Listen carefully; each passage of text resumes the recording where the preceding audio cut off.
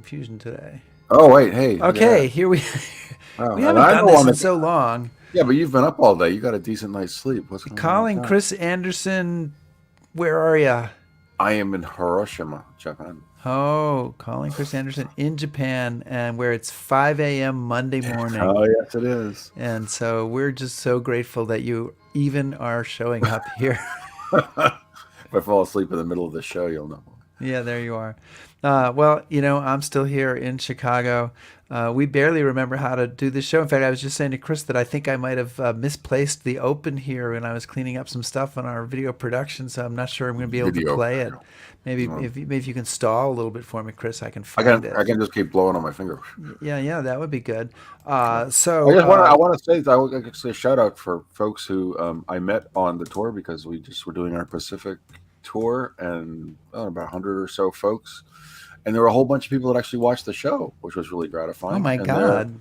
yeah, and I sold out some History Happy Hour hats. So History Happy Hour hat made it to the top of Mount Suribachi, not on my head, but on someone else's. So that was pretty cool.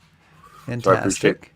meeting all those folks. That was really a thrill. Wonderful. And how was Iwo Jima on the one day a year that you can visit? Iwo Jima was awesome to be at and very moving and hotter than Hades and kind of rushed and crazy, but it's just a great thrill to just stand there, you know. Oh, sure. But Peleliu 2 times was great, and yeah, Well, welcome everybody to History Happy Hour, brought to you with the help of Stephen Ambrose Historical Tours.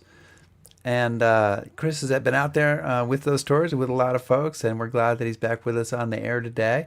And whether you're watching live, watching on replay, or listening on the HHH podcast, that's thank you for joining us. And today we're going to take a critical look at the story of a legendary American hero, Sergeant Alvin York. Chris, who have we got out there watching? Well, we got Steve Esty, Lynn Hargrove, Ted Moon, of course, Nancy Nylans. Hi, Nancy. Stephen Kraft. Yeah, sure to get some folks coming in. A lot of stuff. We appreciate you guys all coming. And we want to thank everybody who supports us on Patreon, especially our top shelf Patreon supporters. And we have more than ever. This is, I'm having trouble. This is an old top shelf graphic. There's a new top shelf graphic. We haven't done this in a long time. Our guest is probably he's gonna say, this is not professional. I'm gonna jump off. But we'll find the new. Stuck now. We have no top. So we have no top shelf graphic, and Chris, we have no open, and I can't remember the tune well enough to hum it. Do you have the bell though? Oh, I haven't even looked for the bell. Oh, we just have nothing. It is a disaster. Hey, I have the bell. You ready? Yep, ready. Okay. Bing. Okay. There we go. The bar is open. The bar is open. Seems like it's been open for a while. Okay. Yeah, apparently. We're really... Okay, we're going to get back in practice. We're going to figure this out. And to all those of you joining us for the first time, sorry. In 1918, acting Corporal Alvin York was credited with single-handedly capturing 132 German soldiers in one of the most famous actions of World War I. He was awarded the Congressional Medal of Honor. His story was featured in an Academy Award-winning film starring Gary Cooper. Our guest today, James Gregory, has written a new book that offers an eye-opening challenge to that legend. It's called Unraveling the Myth of Sergeant York, the Other 16, referring to the other 16 soldiers with Alvin York that day in 1918. Unraveling the Myth of Sergeant York. Hey, James, welcome to History Happy Hour. Well, thanks for having me. And thanks for being, to not abandoning us in the midst of all the chaos there of our confusion. So he can watch another show just so he can see the open. I think you have to keep it up like this moving forward now that you switched it. No, negatory. And when I'm going to edit it back in and for the recorded version and pretend that this chaos never happened. Okay. Like 1984 style. That's my plan. So, James, did you bring a cocktail to our show today? I did. Very simple. Rum and Coke. Excellent. I have a nice low-calorie beer, and Chris Anderson's undoubtedly been sucking down the sake, but it is 5 a.m., so we're going to relieve him of the need to have a cocktail. It still counts as 5 o'clock, though, right? Yeah, it is. It's 5 o'clock somewhere. somewhere. Listen, let's start with the basics. James, what's the story that's come down to us about Alvin York, and what's wrong with it? Well, the story is basically that he's single-handed. I mean, if you read any book that's been published in the 2000s, you watch the movie, they all say that Alvin York did the entire thing single-handed or almost single-handed, or sometimes they don't even portray that there was anybody else with him.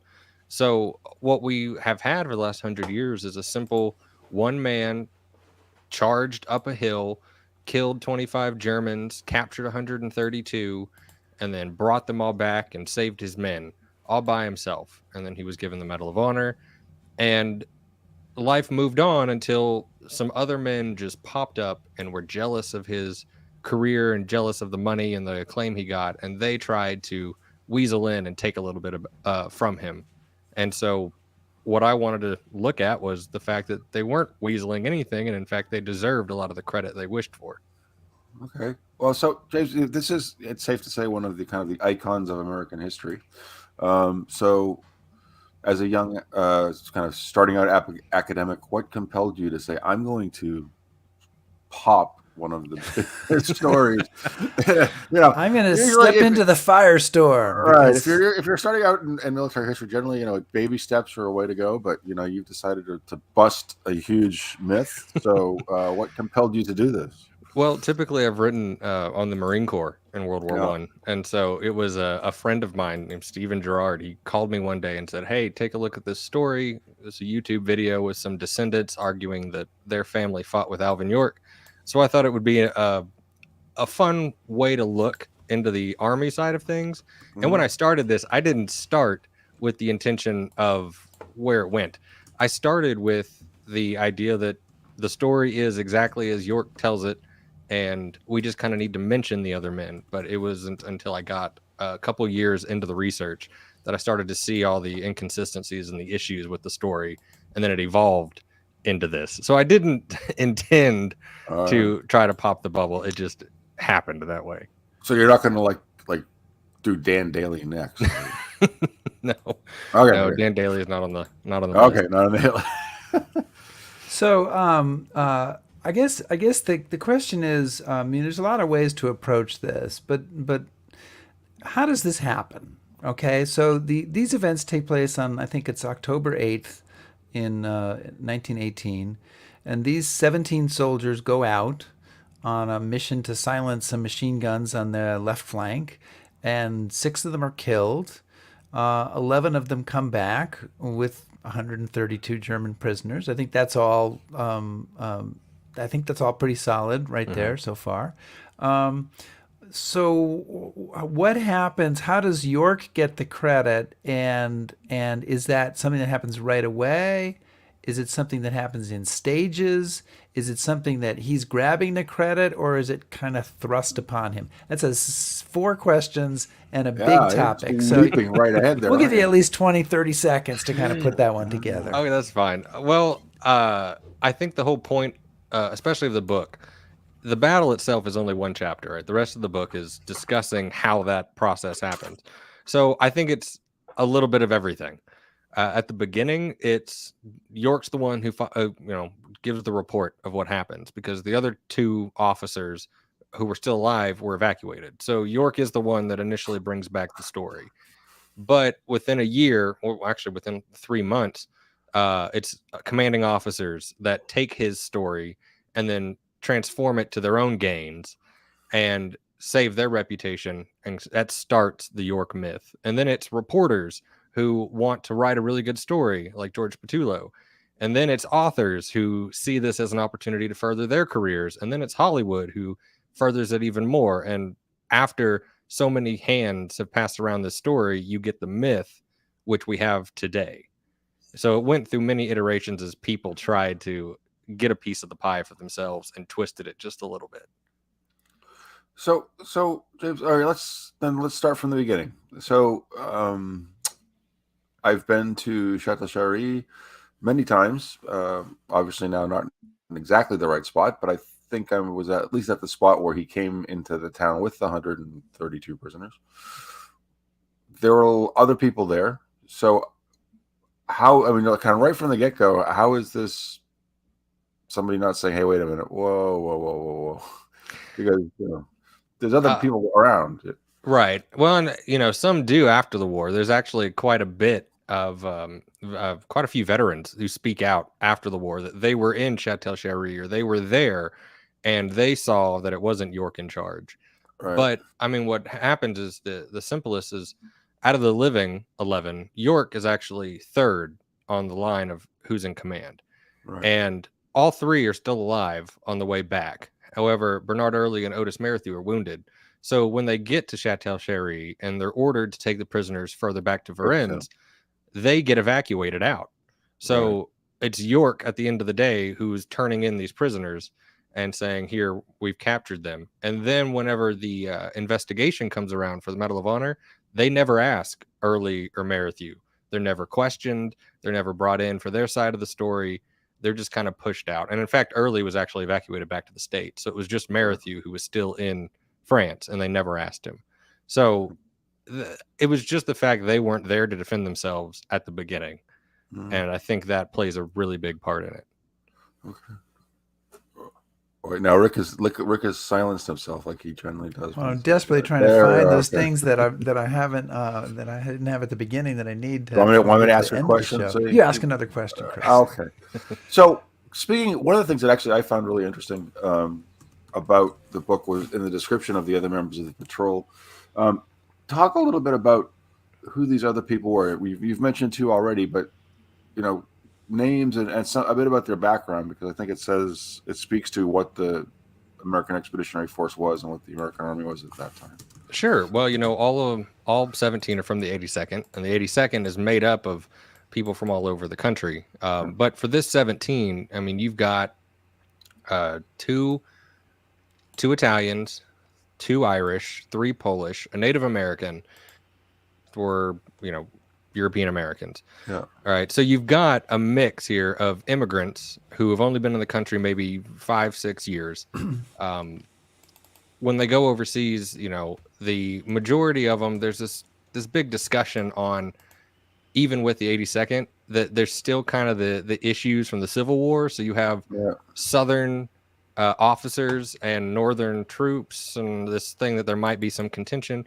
But it's just a mix. I mean, you've got York, who is backwoods in the mountains, and then you've got Michael Cecina. He's Italian. He's living in the middle of New York, right? So you've got a wide variety of men who are either coming from the countryside, coming from the cities. Percy Beardsley is one who plays a big role in the battle, and they tend to forget. They always say, "Oh, Alvin York's a marksman. He grew up hunting, and he is a great shot." Right. Well, Percy Beardsley was too. He grew up on a farm. He grew up shooting competitions, and he was a great shot as well. Right. So there's all these people that have past that help them a lot in the battle. People just don't want to discuss, and the fact that they're immigrants, I think, led to the officers taking advantage of them, especially during the investigation, pretending they don't know English. Things like that. So there's the wide variety of them. I mean, I can list them. But you've got Bernard Early, Otis Merrithew, Thomas Johnson. He's from Lynchburg, Virginia, which Desmond Doss later. Yep.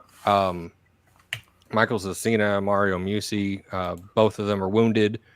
Marion Demowski, William Wine. There's 17 of these guys, and majority of them are not born in the United States. So I think that does really feel to the AEF and the 82nd in general. It's an amalgamation of these men all fighting for the same cause. Yeah. But is it also... Go ahead. I was just going to make a snarky comment. So go ahead. No, I was just going to say I was really very happy with the fact that while many of them were from other parts of the world, that a lot of them were living in New England at the time. Mm-hmm. There you go.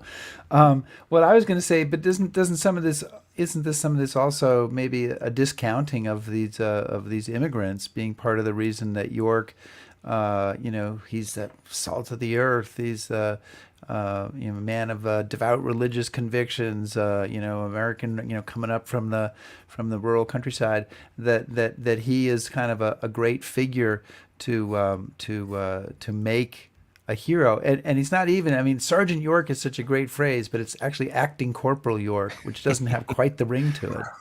Yeah, or PFC York, right? That's the Yeah, issue. yeah. He never, that has always bothered me, and people that write about it, they say the newly appointed corporal, he was never a corporal. He never officially held that rank, right? But you're right, it doesn't have the same ring to it. I actually had a chapter that the publisher had me cut about myth making and kind of that exact discussion on how did York become this folk hero. And the ultimate answer is that, especially at this time, that people really love to see your down home Americans, but they beat the army at their own game, right? If Samuel Woodville is the perfect American soldier, Alvin York beat him. He's the perfect American soldier who's not an American soldier, and that's why he's a folk hero, and people really flock to that. And then I think the religion aspect also really pushed it over the top. And the conscientious objector, so I don't. Is that even true that he was a Yeah, conscientious he objector? actually he tried to get out of it 2 or 3 times.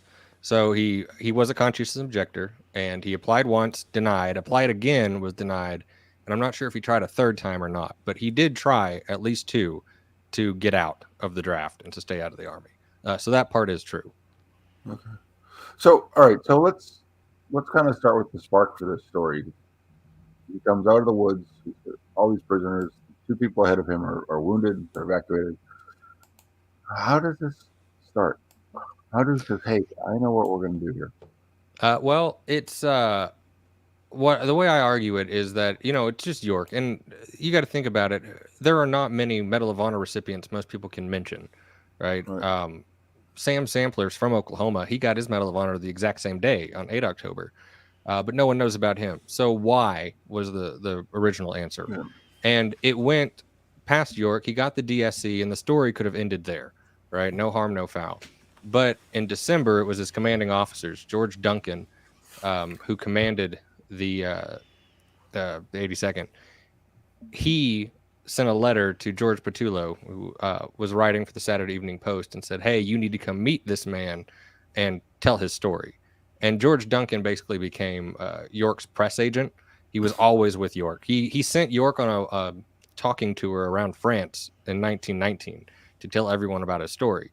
So he brings in George Petullo, and then they take George Petullo out to the investigation for the Medal of Honor. He writes a story. Right? Yeah, right. The investigation in air quotes. He writes this article focusing on that he was a conscientious objector and that he became this hero, but George Duncan had the final say. So I actually did get a copy of George Petullo's original draft, where you can see him changing the numbers of dead Germans and changing other pieces because George Duncan had to okay it before it could be published. So his commanding officers are the ones manipulating all of this to create the story, which then creates York as this hero. Okay. So is it my turn, Rick, or you? I don't know, but you're on a roll. Well, I mean, I'm just gonna throw this out here because Nancy Nylance has asked this, and Nancy asked, "Did York himself ever try to dispel the myth?" And I don't want to get too far forward, but at the beginning, I mean, is anybody saying like, well, "Wait a minute"? No, and it's a big contention, especially with people that have written about York in the past. They like to claim that he did, but he really didn't. The one that most of them try to reference is, he was on a radio show in 1941, and he said, "I couldn't have done it without the other men." But that was the night before the movie premiered. So I think it was just calming tensions. But before that, the only time he would mention the other men is if someone deliberately asked him a question. And even then he would just, give him a throwaway comment. Oh yeah, they were there. Or, I don't know what they did. He only brought one man on stage with him. That was Otis Merrithew, right after the war, because Otis just happened to be in Boston. After that, he never once brought any of the men on stage. He never mentioned them in interviews. And in fact, whenever he was supposed to go to New England for talking tours, he would avoid the towns the men were in. And there are several moments where he scheduled a meeting and they told him, hey, we invited, Percy Beardsley. He lives near here. And then all of a sudden he can't do it. So he never went to any town where the other men were. And it seems he was purposely avoiding them. Okay. So a question I feel it's important to ask is, how do we know, how do you know that they aren't just jealous people who want to claim some credit because they've seen this soldier that they served with become nationally known and he's getting money for his Bible school, or people buy him a house and they do all this stuff? So how do we know, or what's the evidence that started to convince you as you started researching this story to know, wait a minute, there is a real other version of this? Well, first off, I mean, just as a historian, if there's 11 survivors, right? If you read any book about York, they only ever use York. They never once thought, hey, why don't we ask the other 10 survivors, and why are their perspectives not involved in the story?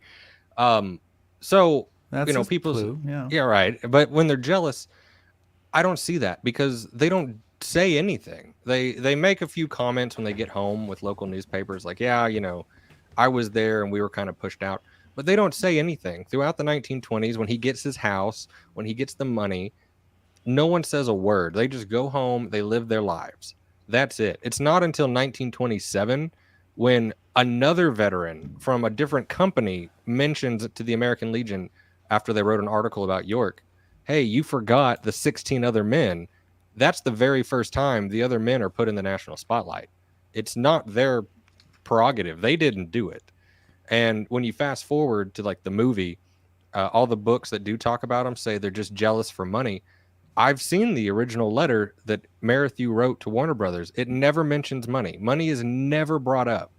All they ask for is to be shown in the movie in the battle. They want their roles represented. Well, then That's I all want they ever ask for. and I want to get to the movie a little later. And Yeah. I can't remember if that particular letter is reprinted, but you do reprint some of the letters in the book, which is one of the things that's certainly very convincing. Is you're actually looking at some of the documents there. But there's an incident that happens, I think it's in 1929, that also kind of brings this to the fore, where the Army is we're gonna recreate Sergeant York's heroic moment, and we're gonna bring together all the survivors, and so that they can help tell us what happened or be part of it. And the survivors are like, yeah, maybe this is a good time for us to tell people that this really didn't happen the way you say it happened. And that sort of is the first kind of media firestorm, right? I mean, They would call it a this isn't shitstorm, new. though. This is 90 years ago. Pardon, Chris? Don't we call it a shitstorm? I'd I call was it a gonna shitstorm. say shitstorm, and then I just really wanted to not say it. Oh well, sorry. But shitstorm is, yes. I mean, that's the first of many shitstorms in this story.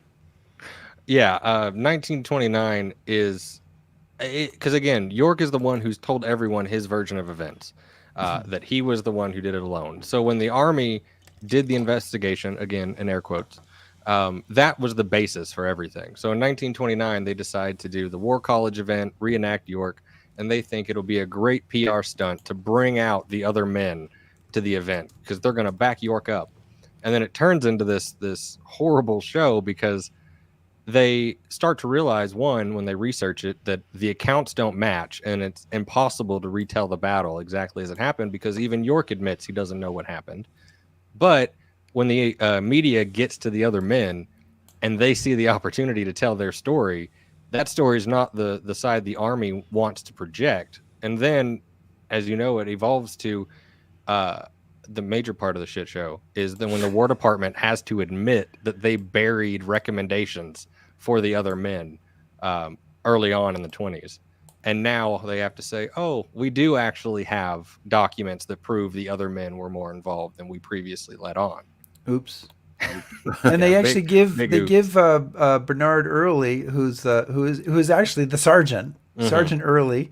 They give him award him a DSC at that point, correct? Yeah, that's the moment where the War Department, which I should mention this, so George Duncan and Julian Lindsay, the 328th Regiment commanding officer in the 82nd, they used York early on to save their careers. Well, after the war in the 1920s, they both end up in the War Department. So who's the officers that receive those recommendations for the other men? It's Duncan again, right? So then he buries it. And when they have to admit it, they say, oh, yes, it turns out Early was recommended for the DSC, but so sorry for everybody else. We can't give you medals because the Time limit. congressional, the time limit. So you're Expiration out of date. luck. Yeah. But yes, they do end up giving Early, which is that photo, give Early his DSC at this event. But the very last day, so that they would basically, as one reporter put it, they were just dragging along the other men to try to keep their mouths shut with this pretending they're going to give them awards and they don't. So the War Department was really trying to. They just save kind their of own butts. dig that hole pretty deep, don't they? Yeah, It yeah, a little bit. doesn't put the War Department and some of the officers of the Army in a very good light at that point. No, it doesn't, especially if you read the news articles from earlier that week where these same officers are saying disparaging things about the other men. I mean, one of them even says that Early probably deserved to get shot because he was always jumping up when he shouldn't. And so they were saying horrible things about the other men. And then at the end, when they had to admit that they had these recommendations, all of a sudden those same people are changing their tune and saying, oh, well, yeah, I wrote the recommendation, so I'm going to go ahead and put my name on it. And everything's great. But it's No, it was a happier, simpler time.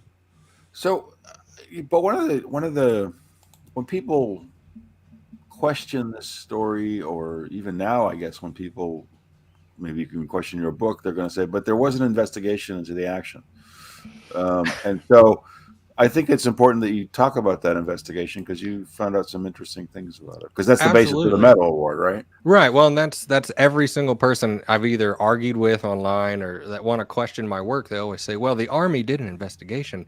They have affidavits. Well, Right. first, I mean, an affidavit is a one person's perspective on what happened. There is no single affidavit. What they did was George Duncan took York, only York, and they interviewed, quote unquote. They asked York his statement. York, what happened? York told them, they wrote it down. They took it to the other men, or at least 6 of the men, and said, here, sign this. And then they took that, went and did the investigation on the site of the ground, and then gave York the Medal of Honor. So what I found, thinking, okay, these are going to be the be all end all. My argument's going to die right here. And then I realized that the investigation is 3 days. Right? It's only 3 days. So it's the 5th, 6th, and or 4th, 5th, and 6th, or one of those 3. Well, the affidavits are signed on February 6th. They don't go out to the site to do the investigation until February 7th, which means they had already made up their minds, written up the documents, signed them before they even went out to do the investigation. And then they gave York the Medal of Honor. So it's 3 total days, February 5th, 6th, and 7th. Then I dug a little deeper, and it said that some of the men, like Fyodor Sok and Joseph Kornacki, their signatures were an X. And now both men, after the war, claimed that they did not sign those documents. So when I started looking at it, their answer was, or the Army's answer was, that they're illiterate immigrants. And that's why they signed an X for their name. Well, then I went and dug. I found Fyodor Sok's draft registration card where he had signed his name. He had beautiful handwriting. Then I went and dug a little more. Now, Joseph Kornacki, he did sign with an X on his draft registration card, which could have proven my point, or proven their point. But they're in the 82nd. The 82nd Division is made up of a lot of immigrants. So the Army established an English school at Camp Gordon and made them go to this school during their training so that they could learn basic English and learn how to sign their name. So by the time the investigation happens, these men know how to sign their name. They went to school for it. So those 2 documents that are signed with an X, to me, are null and void. They're just made up. So you add all these things, it just shows this investigation was a sham put on by Duncan and Lindsay as a way to give York the Medal of Honor they wanted him to have anyway. But there's that picture of York on, quote unquote, on the spot. Mm-hmm. They took him there. It's there, but they only took York. They didn't take any of the other men. Right. They didn't ask anyone what happened. They just took York and said, okay, York, show us around, show us what you did. And then they had target practice and they competed with each other to see who was the better shot. Well, one of the things I've always wondered about that picture is it's taken like not too far into the woods. Yeah, it's on the right spot. It is on the right spot. I just always thought York was walking through the woods. He's like, it's just too far of a walk. So yeah, it happened right here. No, I will give them that credit that they were, because the 2 photos which Rick you have of the graves, Yes. Those were taken at the same time. So they are, in fact, in the ravine at the correct spot when they take that photo of York. And these are the graves of the people who were killed during the action, and they're temporary graves that are still there in 1919. Yeah, 5 of them. William Wine was buried. He died pretty far back, so they didn't get a photo of him. But yes, so they took these photos at the same time. So at least they were there. And some of the men like Buxton they took later, he went and he's the one who drew a map of like how they got there, which is what we found in the National Archives to help prove our point that was the correct site. Is this map kind of based on that? It is, yes. That map is based off of Buxton's map. So you can see where, G Company came from and then down. And so on the left side, right in the middle, where you can see the 3 burial spots. So that's the easiest answer for where the battle happened. Follow the bodies. They didn't move the bodies. They buried them where they fell. So right there in that ravine is the site. Now, if you go to Chatel Cherie and you follow that trail, it goes to the wrong spot, which is 600 meters north, up there near where the D is. But that is the I'm correct looking map. for the D in Dam. Yes. Dame Bain. I can't even. Yeah. My eyes whatever. aren't good enough to see. But that's where the trail leads you to right now that Mastriano put up. But well, we should mention to everybody who's joined us that we are chatting today about the book Unraveling, the Myth of Sergeant York, the Other 16 by James Gregory. And James is a PhD candidate. He'll be a PhD by the end of the year, pretty sure. Yeah. And he's written extensively on World War One. I want to talk.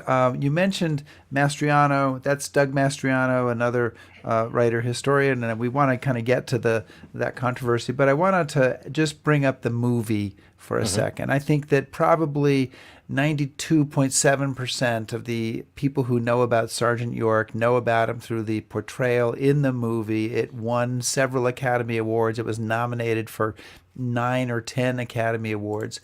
And you have a chapter about this, and it's really fascinating because the other soldiers kind of see this as an opportunity to get their story out there, but Hollywood just wants to buy them off and build up the Sergeant York myth. And once again, these guys are kind of led along a primrose path and then kind of discarded at the end of the path. So can you talk about that a little bit? Sure. So that movie, I think, is always really nice to mention that this is the first time Hollywood has done a biography of a living person. So the rules were off. They didn't really know what to do. And so what they established with York was that he had full override. So if he didn't like the movie, his contract stated he could kill the whole project. So Warner Brothers was making sure to cater to what York wanted. And the movie, to his credit, he didn't want it to be about the war. He wanted it to be about his life and his religious journey. But they changed it. They added a few characters like Puller or whatever his name is. They threw him in there. But it was early on when news got around that this movie was being made, and some of the other survivors realized that no one had called them or no one had contacted them about this. So Otis Merrithew wrote a letter to Warner Brothers saying, I hear you're going to make this movie. There were 16 of us. We want to make sure that you get us our perspective, our role in the battle. And then Warner Brothers started to panic, trying to figure out what to do. Jack Warner wanted to just ignore them and not include them at all, but their legal team kind of said, we have to at least get signatures for their portrayal in the movie. So it sparks this search to track down the men and get them to sign off on these contracts so they can be portrayed in the movie. And the men sign with the understanding that perhaps they will actually get their role in the movie correct, and then they don't, and it basically rewrites the history and pushes all the men out. But like you said, Warner Brothers just wanted to pay them off, and they did so very manipulatively. They manipulated all the men. They used their financial situation. Some of them were suffering from PTSD, and they used that to their advantage to pay them $5. I mean, Patrick Donahue, he got the Purple Heart. He was wounded that day, and he got a Silver Star for the battle. They paid him $5. And in comparison, they paid Captain Danforth, who was not a part of the patrol. He did not fight in that ravine. They paid him $1,500 for his part in the movie. So there was a lot of this trying to keep the men out of it and keep them away from set so that they could make York happy and tell the York story they wanted. Oh, so let's move forward, though. So now you could say that there's been recent work done on York, and people continue to look at it. What are some of the modern efforts to kind of sustain this myth, and why do you think it's had the longevity that it has? Well, it's had the longevity just because the Army really dove into it. I mean, they've got a state park is named after him. There's no denying his cultural impact. And a lot of people think that I hate York, and I don't. I respect him, what he did after the war, as far as, bettering his community and all to him, right? Commend him for everything. He was a good man. But the perpetuation is because the story is just so popular. It's such a good story. And with Hollywood and then authors wanting to get a bit of it for themselves over the years, it kind of died out by the 90s. And it wasn't until Douglas Mastriano's book in 2006. Oh, actually, his book came out in 2013. So 2006 is when he started his research. And at the same time, Dr. Tom Nolan started his research to find the actual site. So almost 100 years later, people want to find where it actually occurred. And that leads to two different routes. Mastriano wins out in the popularity contest. So his book is published in 2013, and a new generation is shown the Sergeant York story. Problem is, Mastriano does a horrible job at writing his book, and he uses bad sources. He's fraudulent in many of his sources. He makes up a lot of information, but people buy into it because he does have a PhD and he does print from a university, and that's the end of the story. While you've got others like Dr. Tom Nolan and his team that are using actual archaeology and correct processes and looking at the archival material and find the actual site, but their story is pushed out. Well, and then it dies. Oh, sorry. No, you're good. I mean, after that, it's over because now Mastriano has taken it, and even the latest book before mine, James Nelson's The York Patrol, was just the same thing. It was York's story. I want to break this down a little bit Sure. For people because we've just thrown a lot at them. So Doug Mastriano, first of all, is a name that some people may have heard of, even if they're not familiar with Sergeant York. He is a state senator from Pennsylvania. He is an ally of President Trump's. He ran for governor of Pennsylvania in 2022 on the Republican ticket and lost. And you've taken substantial issue, as you talk about, with the underlying research on his book, and you have actually reached out to the University of New Brunswick. Is that's the Canadian university where he went, where he got his PhD, and said you should re-examine this PhD thesis. It's got 150 errors in it. It's filled with fraud, etc. And that has moved forward. I mean, you've gotten some response on that. So tell us a little bit about that. Sure. Well, and again, I didn't start this to burst the bubble and attack people. I actually talked to Mastriano. He was my main source because, again, he had a PhD. He published with the University Press of Kentucky. Why wouldn't I use him? So I wrote an article on the other 16, and he and I had talked multiple times on Facebook. And then when my article came out, he blocked me. He didn't want to talk to me anymore. But I used him as a source. And then I got a message from a man named Brad Posey, who was he worked with Mastriano and he worked with Tom Nolan, and he did all the German research. And he reached out to me and said, hey, you're wrong. Some of the things you say here are not correct. Here's the documentation to prove it. And that made me start rethinking Mastriano. And I used him as source, which now means my work is tainted, and so is every other historian that's ever used him as a source. Their work is tainted. Every other historian and tour guide. And tour guide. Their work is tainted because of him. And so when I looked at his book, I found a bunch of cases. You're not taking this at all personally, are you, Chris? No, not at all. Just checking. Well, his book had a lot of issues. And then I found out that his book came from his PhD. So I tried to get his PhD. Which was kept secret for a long time. They was under embargo for like 15 years, which is ridiculous. It should only remain under embargo for 2. So they wouldn't give it to me. So that started this big issue. The university wouldn't do anything. And then last year, secretly, they release his dissertation. They bring it out. So then I got my hands on it. And I started going through every single one of his footnotes. And I found 235 examples of fraud.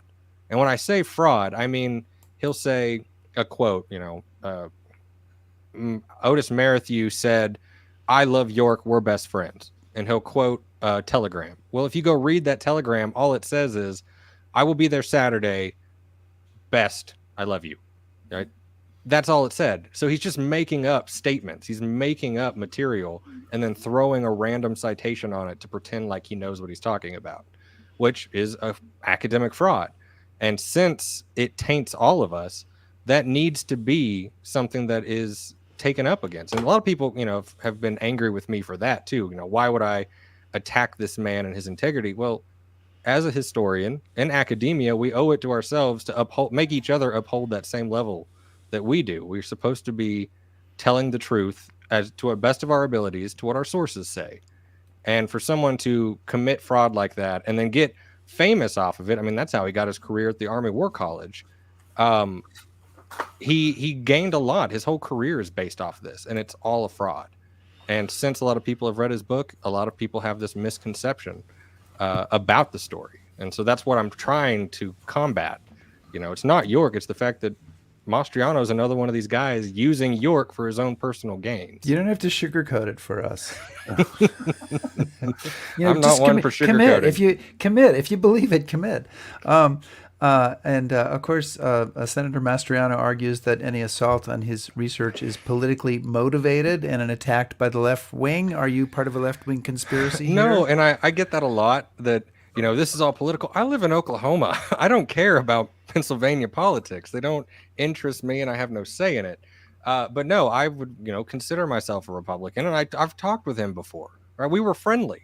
I have nothing against him politically. It's purely the facts of the matter. I show when I sent in my report, I was angry because UNB ignored me the first time. So the second time, when I sent the bigger one, I went through and listed every single example and then attached every single document that I quoted so that there was no question about it. Because if we don't have academic integrity, we have nothing as scholars. So it has to be upheld. I agree, but I'm also making a note. Don't piss off James Gregory. As long as you do good work, there's no issue. Hey, I could send you some information on the ghost army, James. You might want to. Please don't go researching the ghost army. Hey, Chris, can I follow up once here? Absolutely. Do you mind? No. Because the other person you brought up is Dr. Tom Nolan, and Dr. Tom Nolan is a historical geographer at Middle Tennessee State University, and he's led a team that's visited twice to this area and done some research. And we have a few graphics that you supplied for us, and maybe you can kind of give us, without getting overly complicated, help explain why they both sort of prove where the location of the action is, and also prove that it's not just Sergeant York as the only American who's engaged in combat in this action. Sure, absolutely. And it's clear because this will be different than what's there. So if you've been to Chatel Cherie, there's a trail that Mastriano put up, which is about 600 yards to the north of where Dr. Tom Nolan was. So yeah, whatever one you want to pull up. Well, which one would you want to start with? The Germans? I'd like to do this one. So I can do it another way. No, this is perfect. This is the we're spontaneous here. So if you look at it this way, I mean, Dr. Nolan and his team, they sat down and they went through the archives. They went and found, Buxton's material when he drew the map to show where they went. And if you even follow the 82nd Division history, it'll tell you how to get to the site. So they did that. They came to this area and this ravine, and they took metal detectorists, they took archaeologists, and they sat down and did 100% sweep of this ravine. And so that blue spot you see in the middle is a dam, an old medieval dam. So what they found were hundreds and hundreds of artifacts, but this map shows 30-06 expended, so obviously fired by American soldiers. And obviously not a single man fired all of these unless York is the Flash and he can speed through the entire ravine, firing and moving and firing and moving. And this is just what they were able to find. I mean, it was 100 years. Things that get lost, things get, rusted. And you deteriorated. have another one that is the American equipment of various kinds. This is a good one because the only American equipment they found is the material that was left on the buried men. So what you're looking at is actually the graves. So the one there next to the dam on the right side, that's Murray Savage's grave. Top left, that's William Wine. And then the other spot south of the dam, that is the four-man grave. So the photos we showed earlier, because it's American equipment being utensils and a helmet, boot heels, things like that were there where the men were buried. So this, I think, and they even found a collar disc that said 328 Company G. And on some of the utensils, it was stamped 328 Company G, the unit of York and his men, which once you take this, you compare that with the archaeology, and then you go look at the grave registration files, they also point out, like Murray Savage's, it says he is 15 yards east of the creek, 5 yards south of the dam. So the grave registration files also confirm that's where the bodies were. And this is what Mastriano ignored in his book. He never mentions the bodies. He never mentions the grave registration because it proves he's wrong. So that's what we're seeing here. These are where the bodies were. And we have and just to show one more, just since we have it here, and I meant to start with this one, but this is a wider shot. It doesn't map up quite as exactly, but you can still see the dam there. And this is the German firing. So obviously, and obviously they're way outnumbered. There's a lot of that, though. That action is still right in that same area. Right. So, and this is a much more zoomed out. So what you see like on the most northern part of this image, that's actually a different machine gun nest from a wholly, on their way out, they captured it. But the main part, if we look near the dam, you can basically see a crescent shape of the expended cartridges, which shows where the Bavarians actually that were on the slope that opened fire on York and his men. So you can see how outnumbered they truly were, but they had the element of surprise on their side. And, during the fight, they managed to convince them all to surrender. But they were wholly outnumbered in this. And I also want to use this to point out, a lot of the stories say that, Alvin York knocked out 13 machine guns or something. There was no evidence in the ravine of a machine gun being set up. You would find a giant pile of expended cartridges. They weren't. There were none. So what we think happened, one, if you're in a tiny ravine and you have 50 men open fire with their rifles, it's going to sound like a machine gun. I mean, it's just deafening. But also, they did have a machine gun there. They found evidence of the clips and pieces of a machine gun, but we don't believe they had time to set it up before they opened fire. So there is no charge up the hill. There is no silencing 15 machine guns because there was not a single machine gun firing on the Americans in that ravine. And the archaeology confirms that by not having a spot with a machine gun where it could have been. So, James, one of the other things I think is that I found impressive and also touching in the book was the role of the families of the other 16, because you have there's nobody that can argue with the documentation that you have in the book and the references that you have, and a lot of that has come from these families. So could you talk a little bit about what the descendants of these families did in regards to this story and what they did to keep the memory of their relatives alive? Sure. Well, and the heart of it is that the other men, really tried to hold on as long as they could. And Otis Merrithew in particular kept every document through his entire life. Even his original wound tag from when he was in the hospital, he kept it. And all of these documents were saved by the families. And in 2008, Bob D'Angelo, he's the great nephew of Bernard Early, he decided to start getting the descendants together to see if other families had stories like his family did about their role in the battle. So he managed to gather quite a few of the descendants. They shared documents with each other. They shared photographs with each other. And they tried to get the word out, which is how I first got into it. That YouTube video was the descendants speaking at some local TV station. Well, they actually contacted Mastriano and they sent him the material and he just ignored it. And it wasn't until the archaeology came about. Well, I'm archaeology in air quotes for him. Uh, when he found all these 45 casings, and then he said, "Well, these are all Alvin York's." He fired 27 bullets, and then they found 32 casings. So then he realized, oh well, I guess someone else must have been firing a pistol. So then he reached out to the families again and said, "Okay, I kind of believe you now. Can I have your information?" And they said no. So the families tried and they were squashed by Mastriano as well. They did go out to the site with Dr. Nolan. They did provide Nolan with a lot of the research. But Mastriano, by that point, had just too much clout on his end, too much weight of his opinion, and they never went anywhere. And so when I got involved with the story, it took about 2 years to convince the families that I wasn't here to screw them over like other authors had done in the past. Even James Nelson in his book, he reached out to the families and they didn't want to work with him. So they finally opened up to me and they gave me access to everything. And it was that treasure trove of documentation that proved the entire story.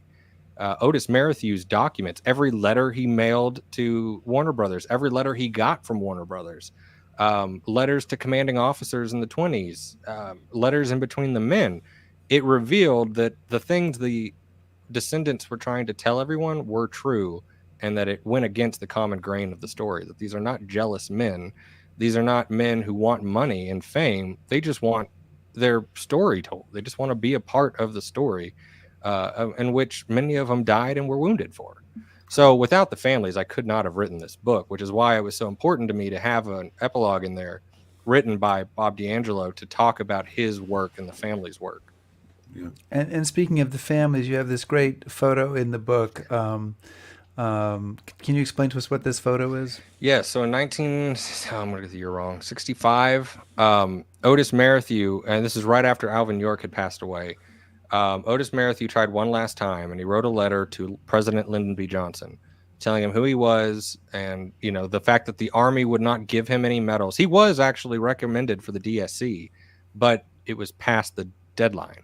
So they never awarded him anything. So he wrote to Johnson, and Johnson agreed, and they opened up his file, and they found that, oh, you're telling the truth, that you were actually recommended for a medal, which the War Department back in the 30s told him, we have no record of that. So they were lying to him back then. So what they ended up doing was Lyndon Johnson ordered them to award Merrithew with the Silver Star. So this photograph is from that event in 65 with his grandson, Jimmy Fallon, not the Jimmy Fallon Tonight star. And so this photo is taken at that event, and Jimmy is holding his grandfather's Silver Star in his hand. And Merrithew was so proud of this photo, he actually sent it to President Johnson as a gift, and Johnson returned it with a thank you note, you know, but you need to keep this. So this was a very special photo for the family and for Merrithew. So I think, you know, we've been talking about all this a lot, but briefly, based on your research, what happened in the ravine? Based on my research, first, again, we'll never know. None of us will ever know, right? Fog of war. But I looked at the German records. I've looked at the American records. So what happened was Early led the group. He led them into this ravine. That's Sergeant. I just want to say that's Sergeant Bernard Early. Yes, Acting Sergeant Bernard Early. So he leads these 17, which alone, I mean, he was sent on a suicide mission, right? Who would send 17 men to knock out, you know, multiple machine guns? But he leads the men safely through the woods into the ravine. They come across a bunch of Germans eating breakfast. So he orders his men to spread out, and they open fire. And they kill several of the Germans. They all throw their hands up. So they stop firing. They move in. Early orders York, because York is actually commanding a Shosho automatic rifle squad. So he orders York and Percy Beardsley with the Shosho to watch over as they take the weapons away from the Germans. They line them all up, and then a command is shouted of get down. The Germans all drop to the ground, and some Bavarian sappers who were just slightly up the ridge, unnoticed by the patrol, open fire. And that's when they killed the 6 men. You know, those stories are in between. If you read most of the stories, they say like Murray Savage was ripped apart by a machine gun. That's not true. You know, he was shot in the stomach, things like that. but 6 of the men are wounded or killed outright, and the rest get to cover. So York is already in an advantageous position because he was covering everyone. There's a Shosho automatic rifle right behind him who's returning fire. Alvin York's returning fire. 4 of the men are guarding the prisoners. Marathew is firing back until he's shot in the arm. Then he pulls out his revolver and keeps fighting. So all of the other men, they're not just cowering behind bushes like most stories say. They're actively engaged in the fighting, which the archaeology shows. And it's during this that the commanding officer, German commanding officer, Paul Vollmer, surrenders. He says stop. He blows his whistle, and he says, "Yes, so this is a commissioned artwork." And what we did was in this artwork, we actually used the archaeology to put the men where they would have been. So Alvin York is actually on the right side. You see the Shosho, and then he's just above him in the bushes, which is where York said he was, in the bushes beside a tree. So they open fire. The fighting lasts maybe 10, 15 minutes at most. The Bavarians surrender, and all of a sudden, these Americans have 80 to 90 German prisoners. So they line up everybody up. Otis Marathew is wounded in the arm, but he's been given control by Bernard Early. Early has been shot 5 times, and one of the accounts says he had a hole in his back so big that you could see his kidney. So Early gave Marathew command of the patrol, and York is at the head of the column, and they march out. And on their way out, they actually capture a few more Germans, different nests. So by the time they get back to the ravine, they have 132 German prisoners. Early is being carried out on a stretcher by German prisoners. Marathew's arm is bloody, and he's still barking orders. Donahue has been hit in the shoulder by shrapnel. Mario Musi has been hit in the shoulder by a bullet. So you have this just ragged group of Americans, 11, walking out with 132 Germans. And then the wounded men are evacuated. York continues leading the column to Varennes, turns over the troops, and receives credit. So the one thing is that York did, I'm not saying York didn't do anything. York is a big part of this battle. He was in the best position. He didn't charge up the hill. There is no bayonet charge. They charged York and he shot him from back to front like a turkey shoot. That never happened. That was made up in the 1920s by Samuel Cohen in his book. But what I like to say is that the patrol would not have made it out of that ravine if it wasn't for York, but York wouldn't have made it out of that ravine if it wasn't for the patrol. Same thing with any one of them. Percy Beardsley, he had a Shosho automatic rifle, for God's sakes, and they were all actively involved. It took all of them to get out of that ravine. Not a single-handed story, one man. No, it was all of them, and they all deserve the credit for what they did in that role. Well, we want to thank James Gregory for joining us today to talk about his quite fascinating book, Unraveling the Myth of Sergeant Alvin York, The Other 16, which I'm sure has engendered no controversy or disagreement with you whatsoever. I did see in the comments we have a few of you sadly disappointed viewers who, have had their illusions stripped from them. Thanks a lot, James. But it's a really worthwhile book to read, and I think you really have done a good job trying digging into the facts on this. So thank you so much, and thank you for joining us today. Thank you, James. Good luck. Thanks for having me. Dig a deep foxhole.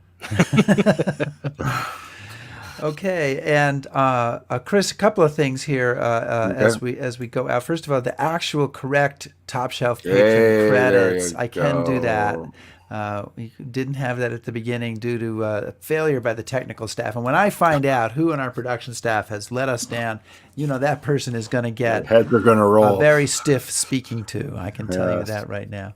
And next week we're going to have it's Easter, so we're going to take the Sunday off. We're going to have an encore episode, Admiral Nimitz and the Pacific War with Craig Simons. Man, that was a great show. That was a very good show. That was a great show, Absolutely. And that's the show where we learned about the Singpack Special cocktail. That's your favorite cocktail. It is, and I did make one for that show, and you can see the results of it. In this show. yeah, it was a very delayed impact. And then in 2 weeks, we're going to find out how Germany lost World War I. It wasn't apparently single-handedly through Sergeant York. In a book by Holger Afflerbach called On a Knife Edge, which has gotten a lot of attention. And he's arguing that it was a much closer shave than we like to believe it is. Yeah, I saw him speak at the National Army Museum. Fascinating guy. So really looking forward to that. Yeah, I couldn't find the new version of the Open. I didn't want to put the old one up, so we're just gonna have to say goodbye without our clothes. So I'll just say, please subscribe to us on YouTube, follow us on Facebook, shout at us on Twitter, listen to our podcast, back us on Patreon, and browse History Happy Hour. Thanks so much. Thanks, everybody. Be safe.